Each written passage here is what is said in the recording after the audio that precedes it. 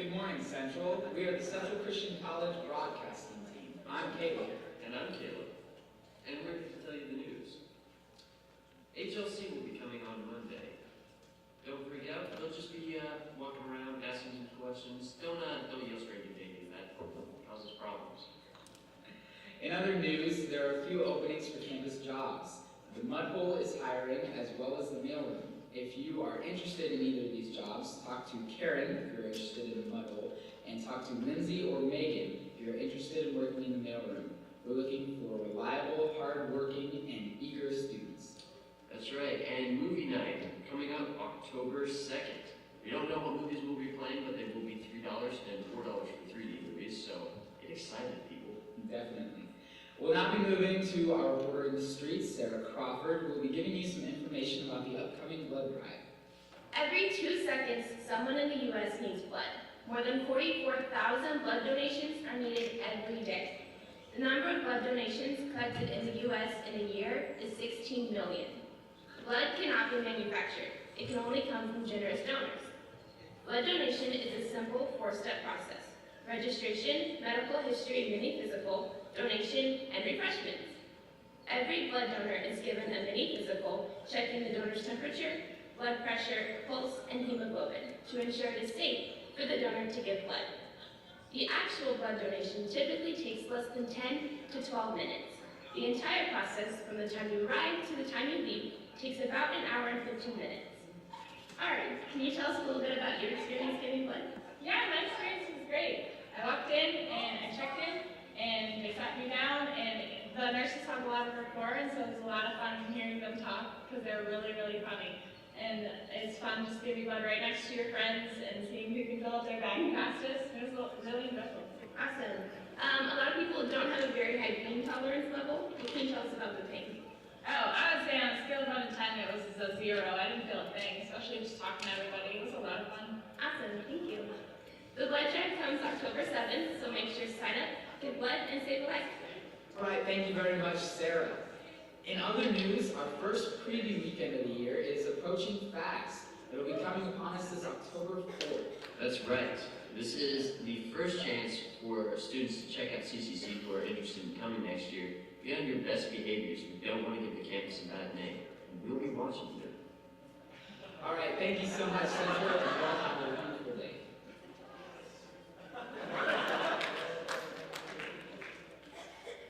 All right, good morning, Central. Anybody else freaked out that Mariana likes to sit next to her friends and give blood? All right. Well, there's a few things coming up that I would like to share with you guys this morning. One, I did not make a slide for this, but LT Gray sign-up sheets go up today, so if you would like to be Handsome Tiger, now's your chance to sign up. HLC, in the video I mentioned this, HLC comes next Monday, Tuesday, and Wednesday. They are here to find out who Central is and if we are who we say we are, and there's a chance for you guys, if we're inviting you, please come at 2 o'clock on Tuesday. Reimer Business Center, upstairs in the big room, 1134. So please come, write that down, Tuesday, 2 o'clock. So I've talked to a number of people lately who have said, whew, I am worn out. I am tired. But guess what? It's Friday. And today, when we come here, I don't want today to be another thing on your to-do list to check off. I want this to be a refreshing time for you, a time for you to come and be renewed and be encouraged. In fact, here's what it says from Matthew in chapter 11. Jesus says, "Come to me, all of you who are weary and burdened, and I will give you rest.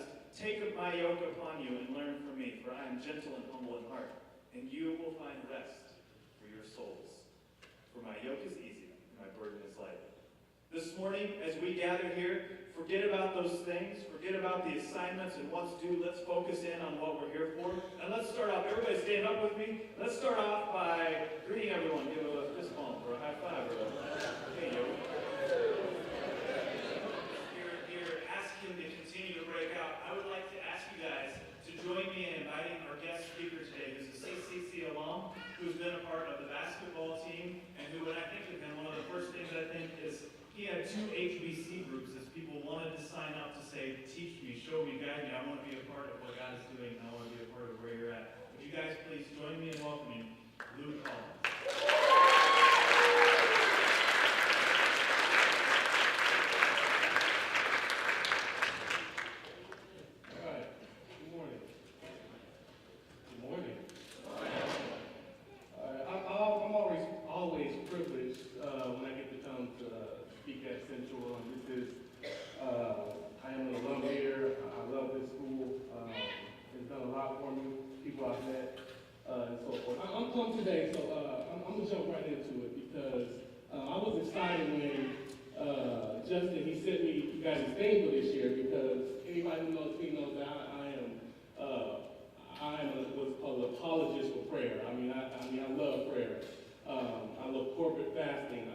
every January my church has a corporate fast, and we fast for the whole month, and we pray every single day. So I just love prayer, 'cause I love that connection with God. But if I can go to a scripture, it'll be John the 15th chapter.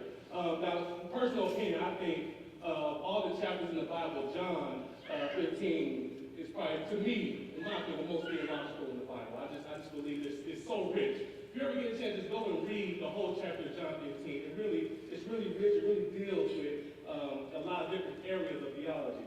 Okay, but what I'm going to deal with, first one says, I am the true vine, and my Father is the vine dresser.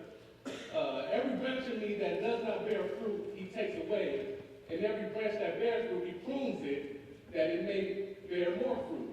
Drop down to verse 4. Abide in me, and I in you, as the branch cannot bear fruit itself unless it abides in the vine. So neither can you unless you abide in me. Okay. Now, when we discuss prayer, there's different types of ways you can pray. I mean, there's a prayer of adoration where you basically just, you give worship to God. There's a intercessory prayer where you intercede for somebody, you pray for somebody. You may have a prayer of need. You may fast for direction and you pray for direction. It can be something as simple as just praying that God really does something with Miley Cyrus so she just stops twerking. Just be a prayer about anything. So prayer is probably the single most spiritual discipline that keeps you attached to the vine or other words, connected to the source. Okay? Abide in me and I in you, as the branch cannot bear fruit of itself unless it abides in the vine. Okay, the word abide here, I mean, most people, when you think of the word abide, it means, to obey, or to do as I say, or to just sit or dwell in the place. Here, the Greek word for abide here is meno. Meno simply means to stay within, to remain in, okay? To remain in. We are placed here to bear fruit, okay? By nature, you ask any agriculturalist, anybody who grew up on a farm or anything, by nature, a healthy vine will bear fruit, okay? A healthy vine will bear fruit as long as it's attached to the branch, okay? Many times, we struggle with this. Me myself, when I first started getting into prayer, I didn't really know how to pray. I was taught the Lord's Prayer growing up, and different things like that, but for the most part, as you matriculate through Sunday school, you understand that the Lord's Prayer really is what people call a model prayer. He was teaching, per se, his disciples how to pray. So it's more of a structure, a form in how to pray. See, the problem is that I find with a lot of people, even my own young people that I deal with in Wichita, is people want the blessings of God, but they have a problem staying attached to the vine. Yeah, you want the blessings of God, but you have a problem with staying attached to God. Okay? There's something called parasitic relationships. Parasite, the root word. Which means, for the most part, they suck the life out of you. They eat away at you. This is why sometimes you get into relationships and it's like, I'll act for a little bit, but you can't give me anything because you keep sucking the life out of me. Here's one note to make in your head. Anytime you keep making withdrawals and never any deposits, sooner or later you'll have nothing left. In any relationship. Many times we end up with a parasitic relationship with God.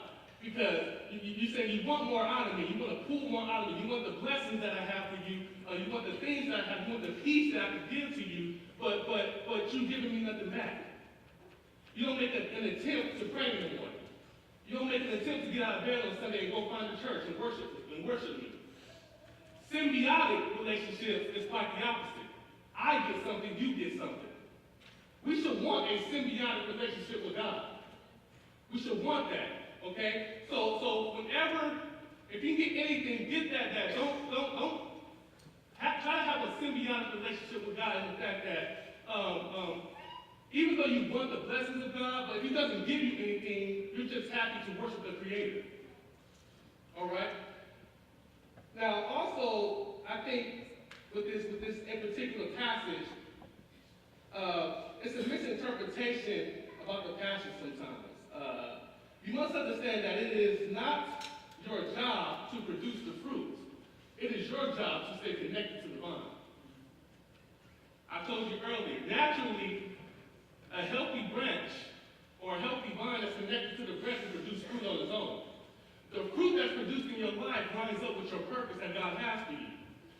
The reason some of you probably can't walk in the purpose that God has for you is because you're not connected to the vine. How are you connected to the vine? Prayer connects you to the vine. Okay? I want to get into what I call the dangers of detachment. The dangers of detachment, because here I have, it's plastic, but here I have, a vine. I got it from Walmart. My berries already falling off of it and stuff. So, but either way, it's a vine and it's attached to the branch. It's a vine attached to the branch, and here you see that it's bearing fruit. It's a healthy branch. It's a healthy vine. All right. But somewhere along the lines, things can be going right. You can be in your word. You can be praying. You can be going to church. You can be worshiping God. But all of a sudden, we get detached. See, I told you. We get detached from the vine. Okay? And we try to do things on our own, apart from God. One of the dangers of being detached and not in prayer with God is that there's a loss of intimacy. Intimacy. All right? You want to be intimate with God. You want God to be into you, and you want to be into God. All right? There's a special relationship that's untouchable when you have an intimate relationship with God. There are certain things you can go to God about that sometimes you can't even tell your friends about. There's a danger when you can't be intimate with your Creator. There's a danger of that. The second one I want to get into is that there's either low or to no discernment when you are detached from the vine. Low to no discernment. Okay, and there's something when I talk to my kids, I call it the ookie. The ookie. If you don't get the ookie feeling, then I tell them more than likely chances are that you're probably not saved. Because anybody who's saved, and you're in your word, and you're praying, and you're trying to live the holy life, whenever, just like your stomach growls when it gets hungry, you get this ookie feeling when you're being detached from God. Because if you haven't been praying like you should, if you haven't been studying the word like you should, there's something that's in your spirit that says, okay, there's a loss of peace. The reason a loss of peace is imperative is because if everything is going good and everything is going good and you haven't been praying and you don't get that feeling, how would you ever know to get back to God? A loss of peace reminds you that there's something missing in your life. It reminds you that you have to get back to your source, to your connection, all right? So whenever you get that ookie feeling like, okay, I know, I'm doing good at school, things are okay, but there's something that's inside of me that just doesn't feel right. That's what I like to call the ookie feeling, which means you have to get connected back to your source. Because there's somewhere God's trying to pull you. There's somewhere God's trying to take you, and you can't get direction unless you seek Him. Which is also low to no discernment. You have to be careful when you have no discernment in your dating relationships. Here's why. Because, listen, especially young men, I like to deal with young men more than anything because when you're seeking, no matter how far you find women too, okay? No matter how far she is, she can have the baddest shape. You can walk up to her in the mall, go, hey, how you doing?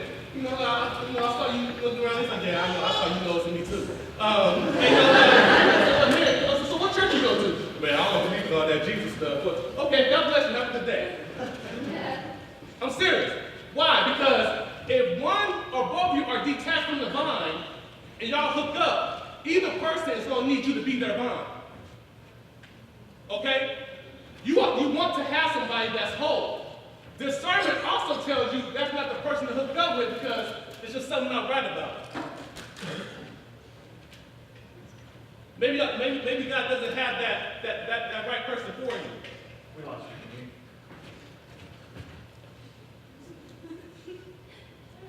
Doing some maintenance. Hello? You got me there? You good? All right. I hope y'all heard all that. Because I don't know what I said. And we have to understand, with those who know discernment, the devil is also strategic. One of my favorite players, I talk to him all the time, Aaron Miller. When he first got here on campus, we just always had this thing going last year where, well, you can't guard me. I was like, well, I don't think you can guard me. But here's the thing. Any coach in here, any coach, if you do recruiting and anything like that, you know what you recruit. You recruit a player, you know what their strengths are, you see them in practice, you see them in workouts, you see them in conditioning, you know what they can do. All right? So Aaron made the mistake one day of challenging me to a one-on-one match in the gym. Huge mistake.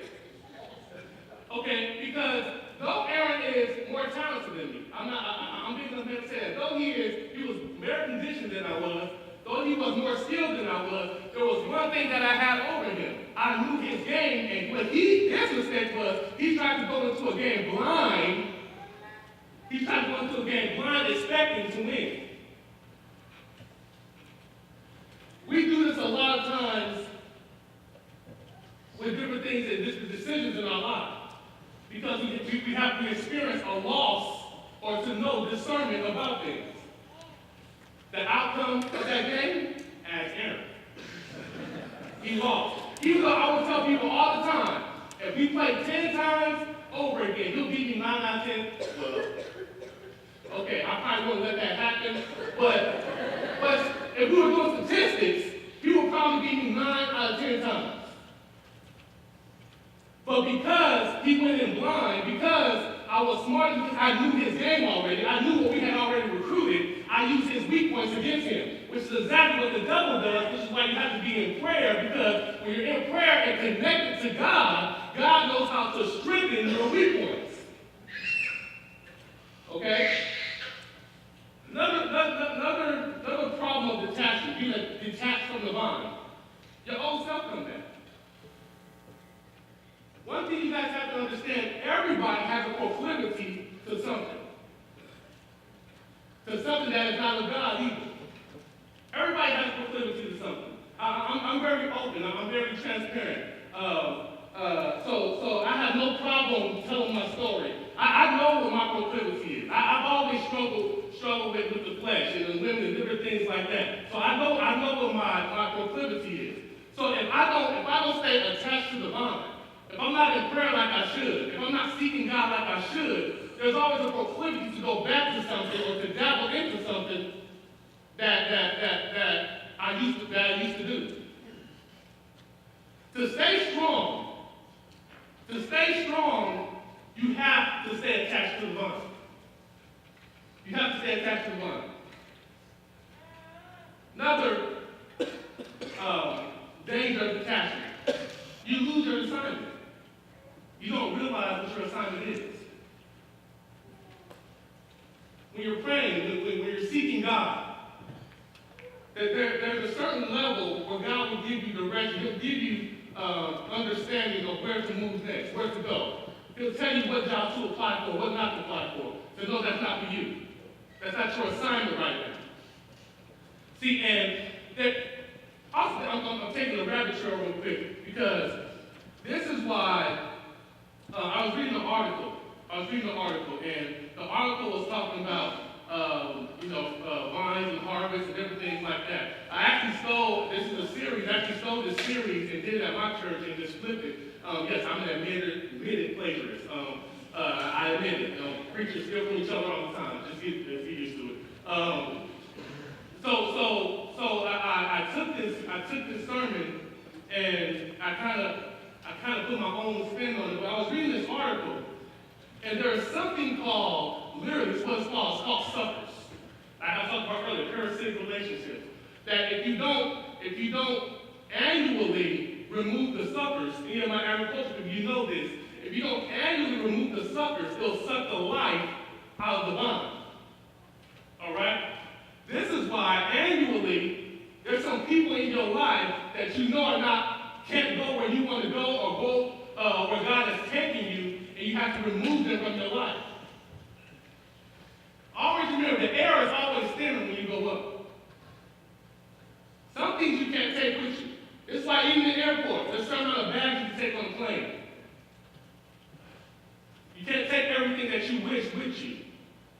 Okay, because if you do, some things will suck the life out of you. And God said, I can't have those people, which is also why he says he has to prune you, because he has to get rid of some stuff that will stop your harvest. We are all called to a harvest. If you don't know what your purpose is, if you don't have any clue or idea what your purpose is, you're probably not planning nothing. We should all be walking in purpose, walking and bearing fruit. All right?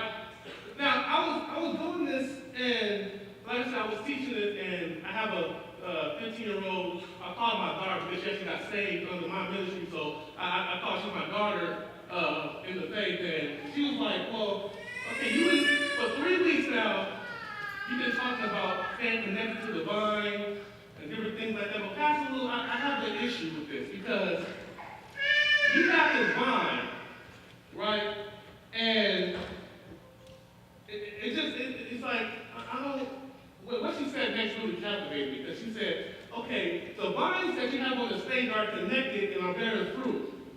I see that, but why does the vine that's detached hasn't changed colors yet, and after 3 weeks still look as good as the ones connected to the vine? I almost shouted out my clothes like David, because I saw theology there, because any agricultural person will tell you, whenever you get attached from the vine, you don't look as good as the people that's attached to the vine.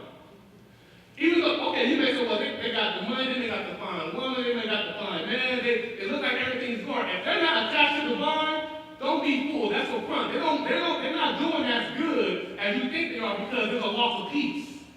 This is why the Bible says, what profit a man to gain the whole world but lose his soul? You'll start to change colors after a while, and eventually, if you don't get back to the vine, you'll die. You'll die spiritually. In some of your cases, anthropologically. So you have to understand that don't be jealous of people who look like they got it all together. Because even though they didn't look like they got it all together, if they're not attached to the vine, they're not doing that great. Trust me. They're not doing that great. Now, I got to admit something right now. All that was just my intro. Because here's what I really came to give y'all. Verse 7. If you abide in me, and my words abide in you, ask whatever you wish, and it will be done for you. Okay, prayer, express. Okay, then expect. But there's another thing that I think a lot of people miss here, because please don't miss this. If you abide in me, everybody say if. Yes. Say it again, say if. Yes. That makes it conditional. That makes it conditional. If you abide in me, and my word abides in you, ask whatever you need. No, it doesn't say whatever you need. It says whatever you wish. This is why I push my kids to not have this poverty mentality on their life. Because many times they'll say, so as long as I can just make it, as long as my tuition is paid, as long as, I'm not saying don't be grateful for those things, but God calls us to an abundance. I'm not into prosperity preaching and prosperity and all that, but you got to understand what God wants us to be holistically well in all areas of our life. I will not stop ministering until I get as many individuals holistically well in their life. I want their finances banking. I want their spiritual life banking. I want their emotional life banking. I want their relationship life banking in all areas. That doesn't mean that they're rich. It doesn't mean that they're wealthy. But what it means is that they don't have this myopic thinking that I just have to make it. As long as I'm just making it, as long as I'm just getting by. That's not what the text says. If I abide in him, and he abides in me, and my word abides in me, and I can ask whatever I want. And some of you may say, well, honestly, what if I want, I'm doing right, what if I want a big mansion and a big house? But see, here's the thing. When you're abiding in God, he gives you wisdom. Though that may be your want, you also know what to ask for too. Because every day I ask for the same thing Paul asked for. And that's a peace that surpasses all understanding. Yeah, who doesn't want to be rich? So don't get me wrong.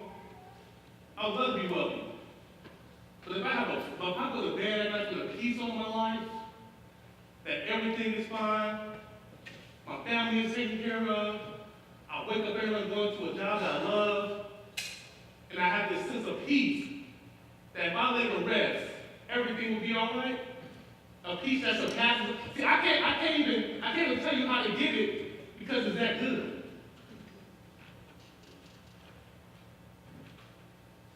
I just want a peace that surpasses all understanding. When chaos is happening all around me, there's a peace. I can maintain a certain equanimity around me. This is the same peace that Jesus had on the boat when his disciples were in the midst of a storm and they were going crazy. Jesus was able to sleep because he had what is called a sovereign sleep. It was a peace that was over him that even though stuff was going on all around him, he was able to maintain himself. And then Jesus was so bad. Jesus was one of the baddest brothers I've ever read about in the world. Because not only does Jesus have a peace, but he gets up, looks around, like, man, y'all here, man, crying and whining about the storm. Peace, be still. I'm going right back to sleep. That's how bad Jesus was. But then the thing about it, Jesus said, the things I can do, you can do greater later on. So if Jesus can do that, if we're connected to the source, which he always was, who's to say we can't do it? As the praise team comes back up, makes their way back up, the thing I want you to start thinking about, ask yourself this question: are you attached from the vine? Are you attached from the source? Because being attached to the vine is pivotal. Yes, I know reading the word, you got to have the word inside of you. Worshiping God, all that's great. But like I said, maybe it's just because I'm biased, and I believe in the spiritual discipline of prayer is probably the strongest discipline to have, because it's your lifeline to your Creator. Think about that right now. It's your lifeline to your Creator. And the thing about it, you don't even have to always go and ask for anything. Sometimes I just wake up and say, Lord, I thank you. Because you're good. Because you're awesome.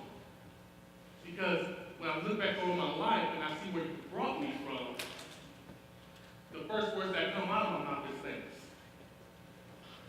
The Bible says, enter into his gates with thanksgiving, to his courts with praise. Basically what the Bible is saying, enter into his presence with thanksgiving in your heart. Appreciating all that he's done for you. If you want to walk in purpose, if you want to walk, if you want to bear fruit, you know, the Bible talks about the fruit of the Spirit in Galatians. If you want to bear fruit, if you want to bear fruit of your purpose, what should I be doing, God? How should I handle this situation? If you want to experience an overflow of discernment in your life, where sometimes you're just walking and something just comes to you, and you're speaking to God. Even if you just want to be encouraged, the blueprint for that is prayer. It's prayer. I really believe it is. So as the band plays, just think about it. Am I attached to the vine? And if I am detached, what are the next steps you need to take to get attached? It can be as simple as waiting to 5 minutes before class and giving God some time. Before you check Facebook, before you check your Twitter, before you get on Instagram, post some selfies, you know, spend some time in prayer. Spend some time in prayer. And once you do that, watch how the condition of it, the conditioning of it, begins to change your life. And you will see the fruit naturally just flow out of you.